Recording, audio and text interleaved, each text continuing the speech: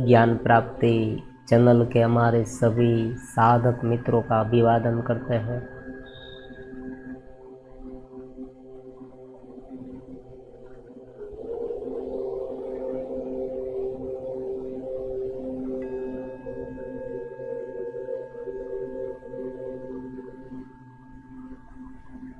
प्रारंभ में थोड़े प्राणायाम के साथ एक माहौल बनाने की कोशिश करें।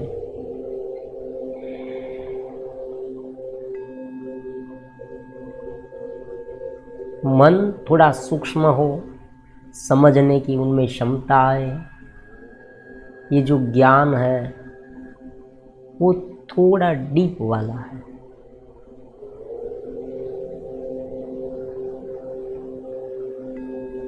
अगर ऊपर ऊपर से समझेंगे तो पूरी बात समझ में नहीं आएगी, लेकिन धीरे धीरे उनमें ही एकरूप रहे तो ये अमृत समान है। चैतन्य दृष्टि एक पूरा जगत है हमारे भीतर, जिनसे हम अनभिज्ञ हैं, अनजान हैं, हमें पता ही नहीं, ऐसा भी हम कह सकते हैं। उनका थोड़ा बहुत यूज होता है, ऐसी बात नहीं हमारे जीवन में। उनकी शक्ति से हम सब कुछ कर रहे हैं।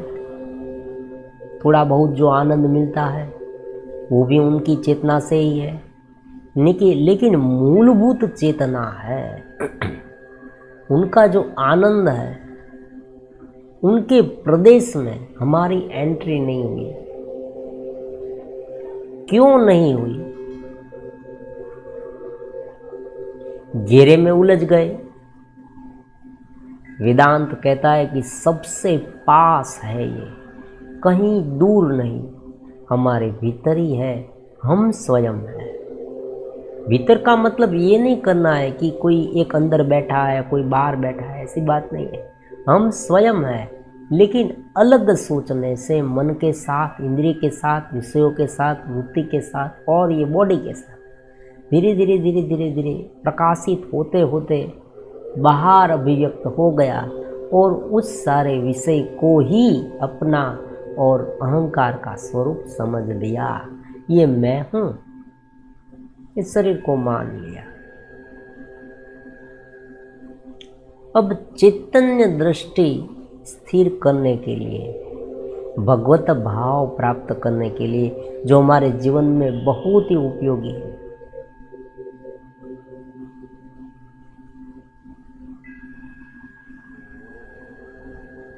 बाह्य कर्म सहज, फिर धीरे धीरे धीरे धीरे आंतरिक चैतन्य दृष्टि और फिर ये जगत तिरोहित। इस तरह से साधक जो है पूर्णता की ओर जा सकता है।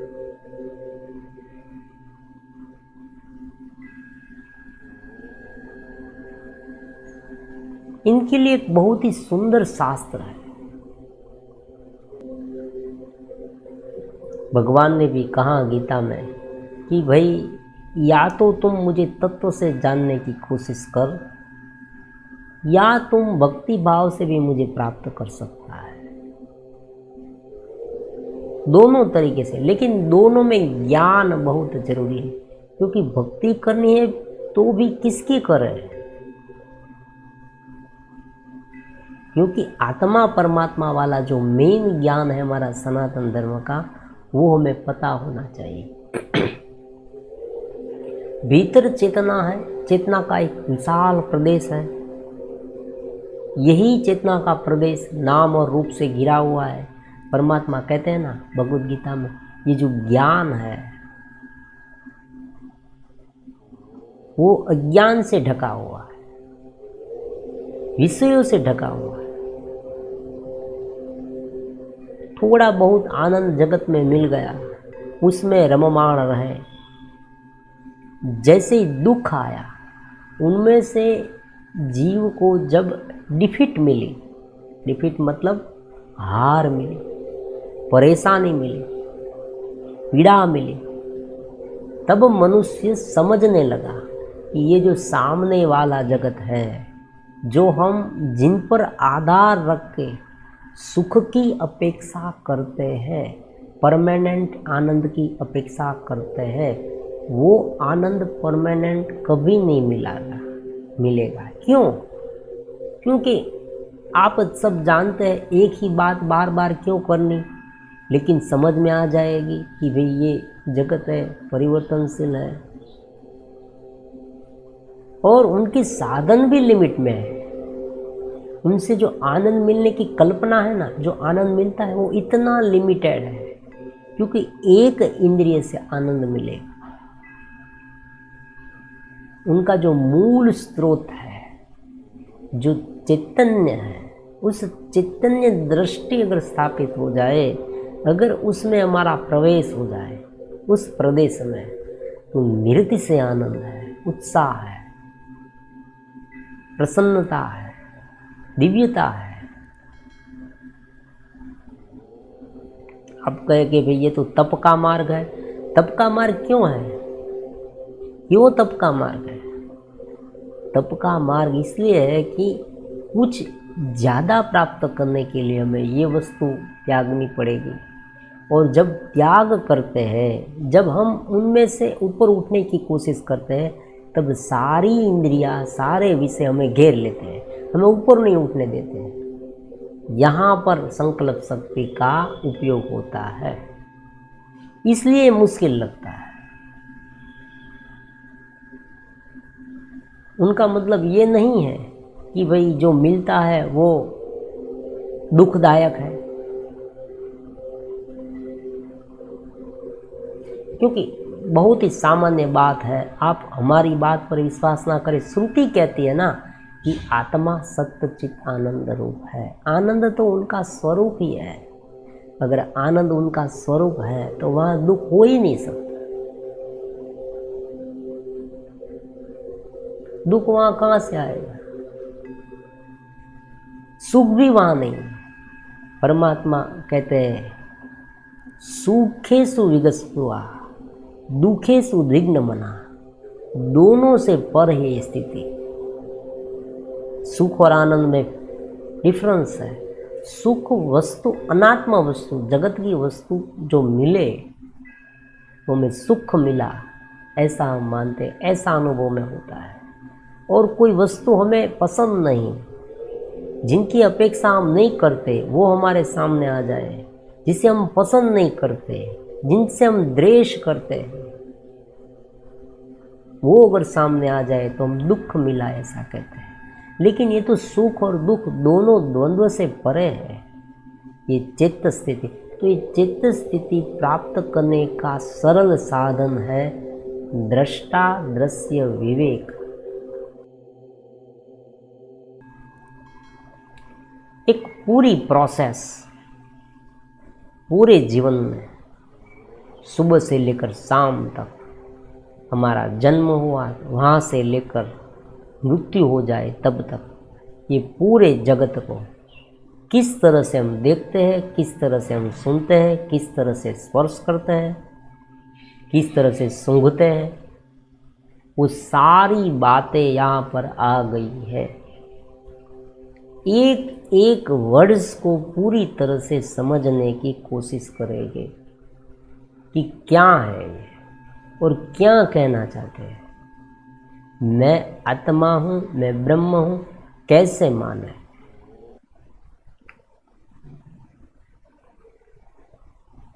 आपने पढ़ा, किसी ने कहा, आपने सुना, आप कैसे माने मैं आत्मा हूँ? कैसे माने? आप ये कैसे माने कि मैं आत्मा हूँ? आपने तो समझ लिया है कि मैं तो शरीर हूँ। आपको किसी ने कहा, आप श्रद्धावश मान लेते हैं, आप जानते हैं ये बड़ा धर्मिष्ठ व्यक्ति है, आप ये मानते हैं कि भाई ये ज्ञानी है, ये सन्यासी जैसा लग रहा है, ये बहुत अच्छा अच्छा बोल रहा है, मीठा मीठा बोल रहा है, तो मान लेते। चलो, ऐसा नहीं चलेगा। ज्ञान में ऐसा कभी नहीं चलता। मान लेने से कुछ नहीं होगा, उसे जानना पड़ता है समझ की एरण पर। उसे हमें लाना पड़ता है। ठोस चाहिए हमें, समझ चाहिए हमें, अनुभव चाहिए हमें। भगवान है। एक बहुत ही सुंदर सी बात बीच में ले लेते हैं। स्वामी विवेकानंद का नाम तो सबने सुना ही होगा। शुरुआती समय में उनके मन में एक ही प्रश्न उठ रहा था और अलग अलग प्रकार के साधु है, सन्यासी है, कोई पंडित है, कोई भक्त जैसा लगता है, उनके पास जा जाकर वो एक ही प्रश्न पूछते थे कि आपने भगवान को देखा है? और वो व्यक्ति मौन हो जाता था, मौन हो जाता था, मूक हो जाता था। उसने कहा भाई शास्त्र में हमने तो बहुत कुछ देखा, ये है वो है, ये है वो है। फिर दूसरा प्रश्न उनका ये था, मुझे क्या दिखा सकते हैं? बात अनुभव की है। एक पूरा का पूरा मार्ग है। ऐसी बात नहीं कि कह दिया और आपने सुन लिया, छोड़ दिया, चले गए, सब कुछ पूर्ण विराम हो गया, चलो आप अपने रास्ते, हम अपने रास्ते। ऐसी बात नहीं है। इनका स्वरूप का अनुभव होता है, क्योंकि स्वरूप स्वयं अपने आप का अनुभव करता है। अब यहाँ प्रश्न उत्पन्न होता है, जैसे जैसे डीप में जाएंगे प्रश्न और होंगे, निराशा भी होगी, निराशा होगी ही होगी, ये बात जान लेना।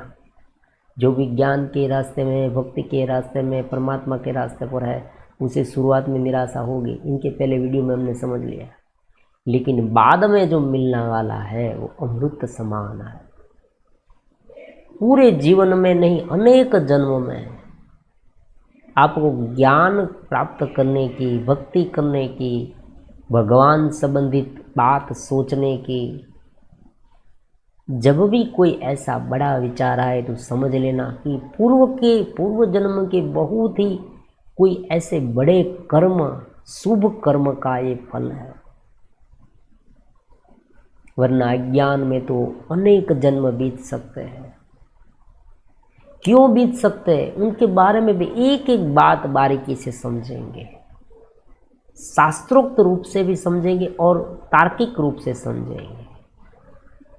आत्मा जब तक लिंग शरीर में फंसा हुआ है, लिंग शरीर मैं हूँ का अहं भाव से वो जब तक उनसे जुड़ा हुआ है, तब तक वो नाम और रूप को ही इम्पोर्टेंट मानेगा, महत्वपूर्ण मानेगा, उसमें से ही मुझे विषय मिलते ऐसा मानेगा।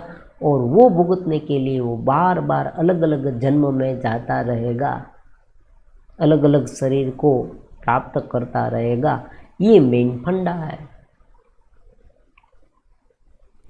जब वो उनकी नींद उड़ जाती है, जब उसे मालूम हो जाता है कि मैं स्वरूप हूँ, मैं आनंद, मैं स्वयं हूँ, ये जो बाह्य वस्तु है वो साधन है, बदलते रहते हैं, परिवर्तनशील है, इनका कोई ठिकाना नहीं है। मैं पहले बच्चा था, फिर थोड़ा बड़ा हुआ, फिर तरुण हुआ, फिर युवा हुआ, फिर वृद्ध हुआ, फिर मेरी डेथ हो गई, फिर मैं जन्मा, फिर एक न एक क्रिया बार बार मैं अनेक जन्म से करता आया हूँ। उनका मतलब ये हुआ कि ये सब बदलता रहता है, ये हो गया ज्ञान। अब उसे वास्तविक रूप से कैसे समझे, तो इनके लिए पुस्तक है दृष्टा दृश्य विवेक। अब दृष्टा, सबसे पहले महत्वपूर्ण शब्द है दृष्टा। दृष्टा का मतलब क्या हुआ? दृष्टा का मतलब क्या? आप कहेंगे, बहुत ही तुरंत आप जवाब दे देंगे, दृष्टा मतलब देखने वाला। आपने एक फूल, आपने ये नैपकिन देखा, तो नैपकिन जो है वो आपके लिए क्या है? दृश्य है, और आप उनके दृष्टा हुए। ये एक विषय हो गया। जगत मतलब क्या? जगत मतलब आपके आसपास की सारी चीज वस्तुएं, मकान है, दुकान है, रास्ता है, पेड़ है, पौधे हैं, जीव है, जंतु है, आपका शरीर है, सभी व्यक्ति का शरीर है, आपके रिलेटिव्स है, सूर्य चंद्र तारा, सब कुछ जो जो आप देखते हैं इस छोटी सी अखिया से, वो सब कुछ जगत जो है वो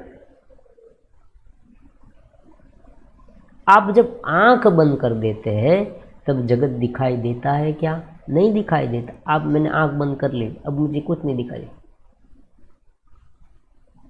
बाहर का कुछ नहीं दिखाई देता, पूरा जगत मेरे लिए अंधेरा हो गया।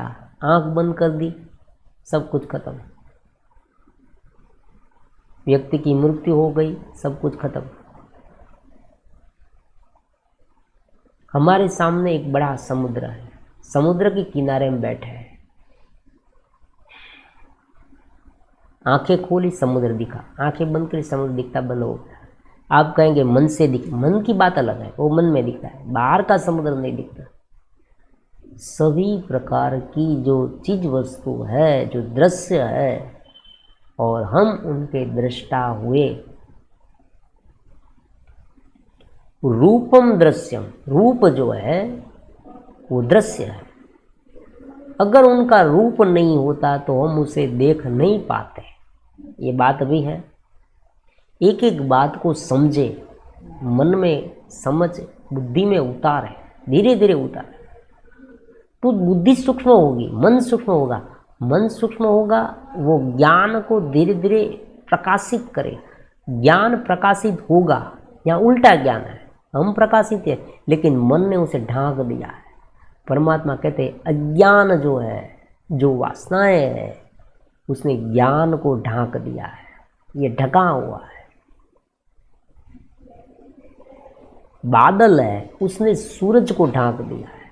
बादल छटेगा, सूरज तो है ही, आत्मा भीतर तो है, लेकिन ऊपर का जो अज्ञान है, ऊपर की जो वासना है, ऊपर की जो चित्त की वृत्तियाँ है, वो सब इतनी घिरी हुई है कि भीतर की जो आत्मा है वो हमें अनुभव में नहीं आता। ऐसी बात है। तो सब कुछ जो आसपास है हमारे, वो सब दृश्य अब एक थोड़ा आगे बढ़ता है। केवल हमें दृश्य दिखाई नहीं देता, सुनाई भी देता है। आवाज कान से ये सुनाई देता है। Seeing, hearing, smelling, testing, touching, ये 5 इंद्रिय का विषय है। Seeing, hearing, testing, touching, smelling, शब्द, स्पर्श, रूप, रस और गंध। रूप देखना, जो रूप हमारे सामने है वो रूप है। आवाज,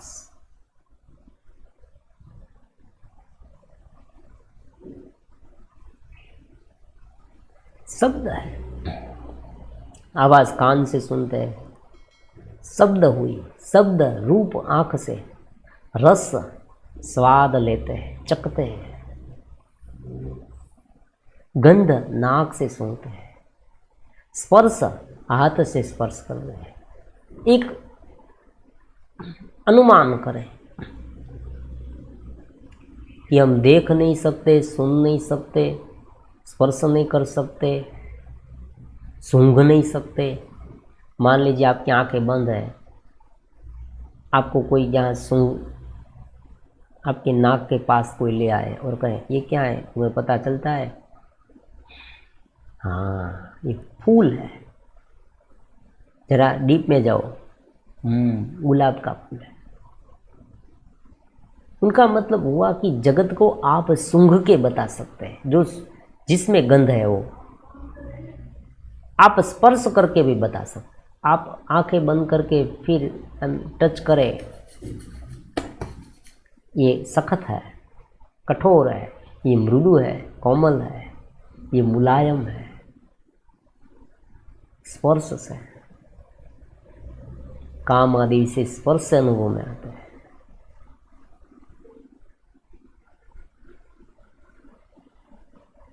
कान से, आंखें बंद है, स्पर्श भी नहीं कर रहे, कोई व्यक्ति बोल रहा है, हमें पता चल जाएगा वो व्यक्ति ये। सभी प्रकार के बाह्य जो विषय हैं अलग अलग, वो विषय हमें कैसे पता चलते हैं? शब्द से, स्वर से, रूप से, रस से, गंध से, आँख से, कान से, नाक से, चखते हैं उससे, स्पर्श से। 5 विषय है, 5 ज्ञानेंद्रिया है। 5 ज्ञानेंद्रिय के द्वारा ये जगत दिखता है, वो जगत दृश्य है, ऐसा ये श्लोक कहना चाहता है।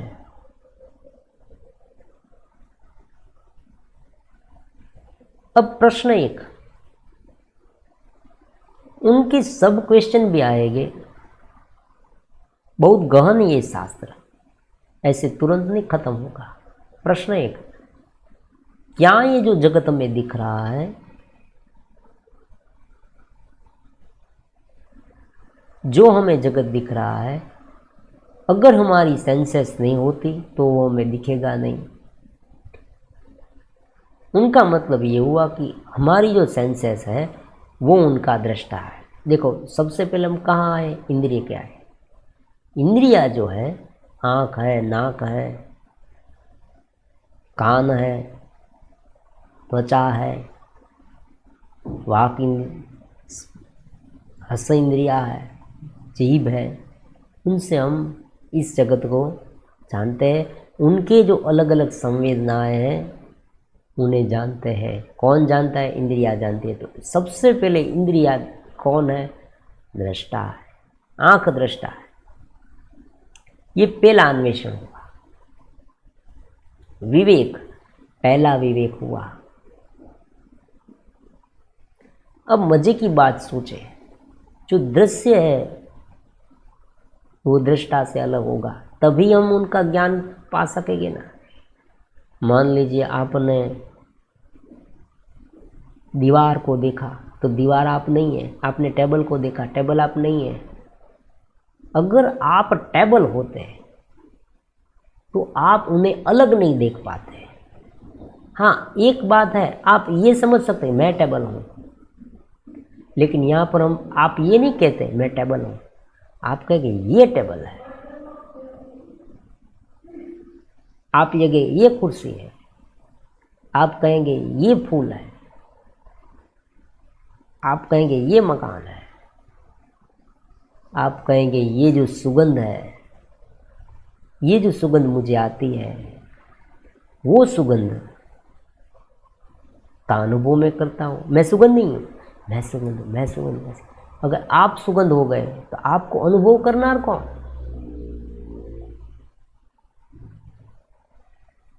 ऐसा तो नहीं होता। यहाँ जगत के सभी पदार्थों में आपको उनका अनुभव होता है, तो आप उनसे अलग है, दृष्टा दृश्य से अलग है। एक ही बात समझ लेना। तो जगत हमारे लिए दृश्य है, हम दृष्टा है। हम मतलब ये आँख तक हम पहुँचे।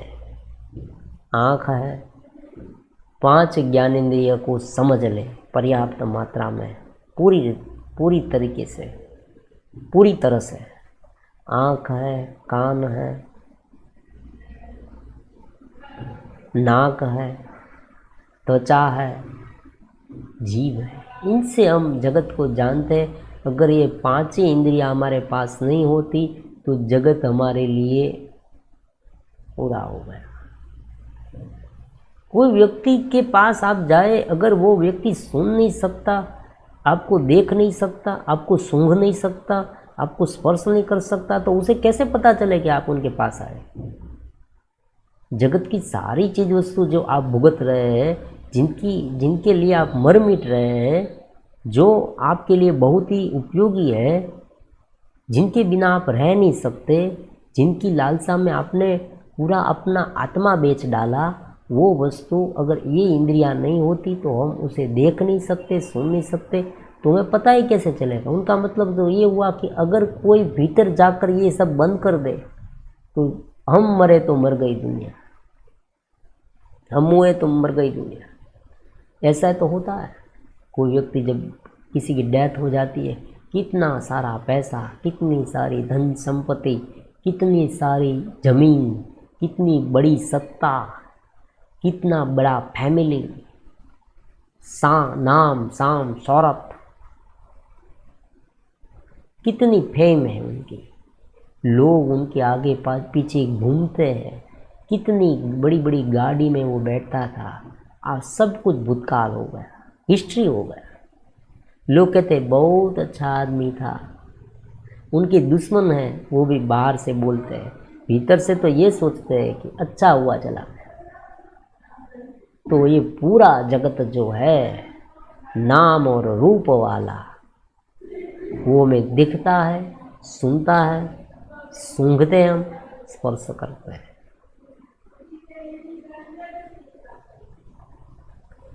तो जो दृश्य है, जो दृश्य है वो दृष्टा नहीं हो सकता, दृष्टा दृश्य से अलग है। उसे विवेक कहते हैं। बहुत ही गंभीरता से एकदम शांत जगह पर बैठकर पहले समझना है, पहले प्राणायाम करना है, अपनी आदतों को थोड़ा बहुत सुधारना है, सात्विक जीवन करना है। सात्विक जीवन बहुत ही महत्वपूर्ण है। शुरुआत में सभी प्रकार के नियम थोड़े बहुत पालन करने होंगे, क्योंकि घेरा है, अगर घेरा गाढ़ा है, एक एग्जाम्पल हर हमेशा याद रखना, एक बहुत बड़ा मल है, बॉडी बिल्डर, वो इतना ताकतवर है, उसने आपको पकड़ रखा है।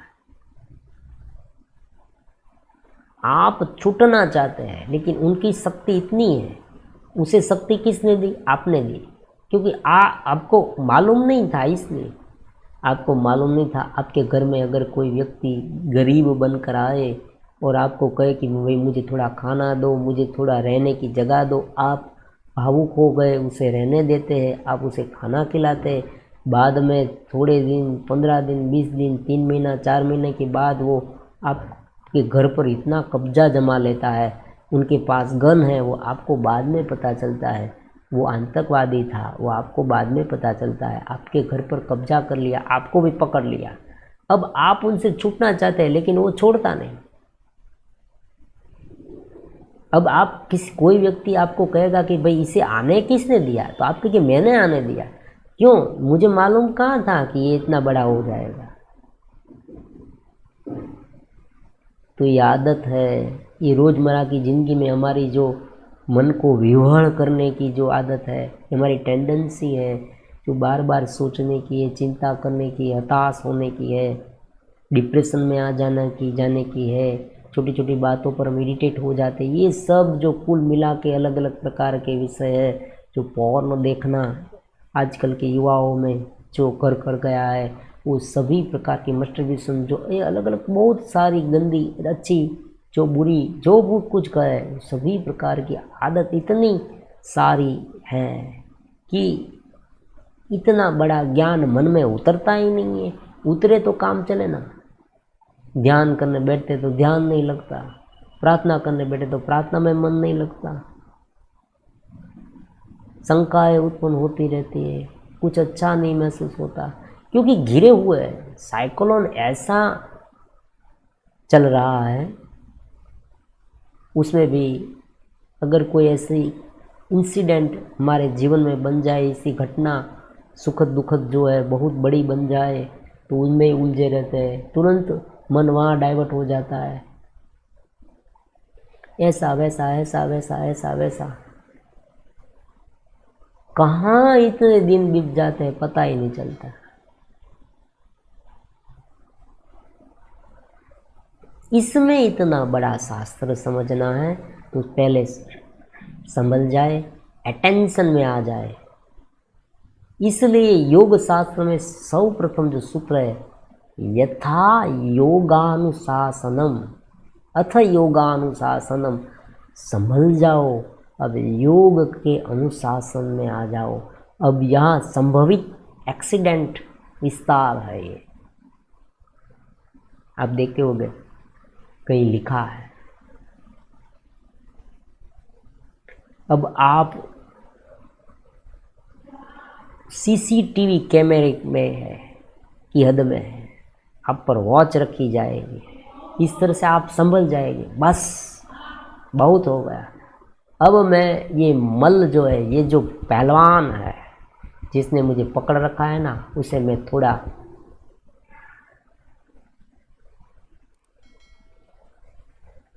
कमज़ोर करूँगा, ताकि मैं एक बार ऊपर उठ जाऊँ ना, फिर वो पहलवान मैं जैसा उसे कहूँगा ना वैसा करेगा।